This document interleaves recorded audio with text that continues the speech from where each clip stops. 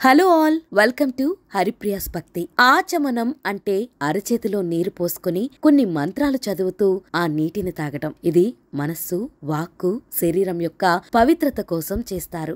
ఏదైనా పవిత్రమైన పని ప్రారంభించే ముందు, సంధ్యావందనం చేసే సమయంలో, భోజనానికి ముందు మరియు తర్వాత ఆచమనం చేయడం ఆచారం. ఆచమనం చేసే విధానం: కుడి అరచేతిని ఆవు చెవి ఆకారంలో ఉంచాలి. ఉద్దరణితో 3 సార్లు నీటిని అరచేతిలో పోసుకోవాలి.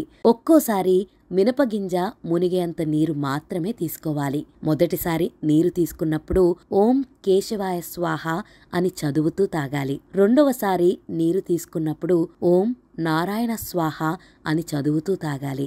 మూడోసారి నీరు తీసుకున్నప్పుడు ఓం మాధవాయ స్వాహ అని చదువుతూ తాగాలి. తర్వాత ఓం గోవిందాయ నమః అని చదువుతూ బొటనివేలుతో పెదవులను తుడుచుకోవాలి. తర్వాత వరుసగా ఈ నామాలను చదువుతూ ఆయా శరీర భాగాలను తాకాలి. విష్ణువే నమః కుడి చేతి బొటనవేలుతో కుడి కన్ను తాకాలి. మధుసూదనాయ నమః ఎడమ చేతి బొటనవేలుతో ఎడమ కన్ను తాకాలి.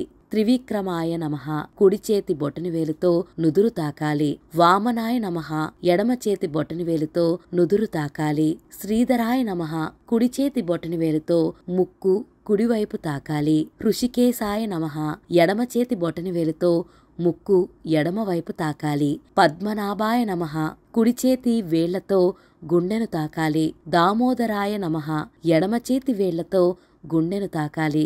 సంకర్షణాయ నమః కుడి చేతి వేలతో మెడను తాకాలి. వాసుదేవాయ నమః ఎడమ చేతి వేలతో మెడను తాకాలి. ప్రద్యుమ్నాయ నమః కుడి చేతి వేలతో కుడి భుజాన్ని తాకాలి. అనిరుద్ధాయ నమః ఎడమ చేతి వేలతో ఎడమ భుజాన్ని తాకాలి. పురుషోత్తమాయ నమః కుడి చేతి వేలతో నాభిని తాకాలి. అధోక్షజాయ నమః ఎడమ చేతి వేలతో నాభిని తాకాలి.